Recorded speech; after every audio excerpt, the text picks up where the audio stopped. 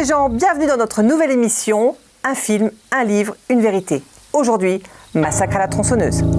Vous connaissez tous ce film pour en avoir entendu parler ou peut-être pour l'avoir vu. Horreur absolue pour ces 5 amis qui se font massacrer. Il a obtenu le prix de la critique au Festival international du film fantastique d'Avoriaz en 1976. Censuré, ce film a attendu jusqu'en 1999 pour être vu au Royaume-Uni. En France, après une semaine d'exploitation en salle, il est censuré et ce n'est qu'en 1982 que l'interdiction fut levée. Le réalisateur, Toby Hooper, déclare « L'histoire m'est venue en quelques minutes alors que je faisais mes courses dans un centre commercial.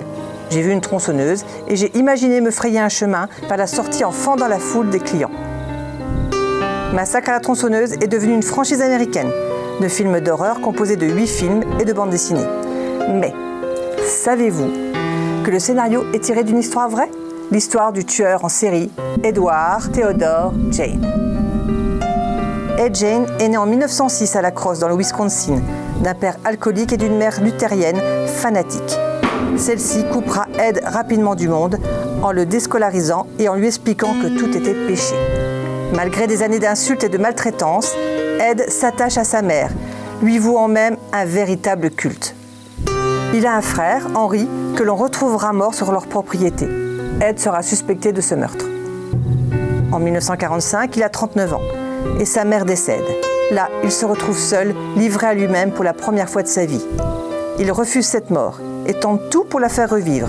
Des incantations devant sa tombe et il se met alors à déterrer des cadavres et découpe leur peau pour se faire un habit humain. Puis une fillette et une femme disparaissent. L'enquête conduit directement à Ed.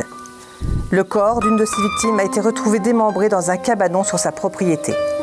Ed Jane, un type passablement détraqué, puisque l'on a retrouvé chez lui des rideaux, des gants et des draps en peau humaine provenant de cadavres déterrés et des morceaux de chair humaine dans des bocaux, mais aussi des masques, comme celui porté par le personnage du film Leatherface. Arrêté en 1957, il sera surnommé le voleur de cadavres ou le boucher de Plainfield. Il est interné en hôpital psychiatrique où il meurt en juillet 1984 à l'âge de 77 ans. Ce tueur en série a aussi inspiré le film Psychose et Le silence des agneaux. Dernière info, les outils utilisés pendant le tournage sont bel et bien de vraies tronçonneuses. Il ne valait mieux pas se rater. Méfiez-vous de ce que vous regardez. Derrière peut se cacher une vérité.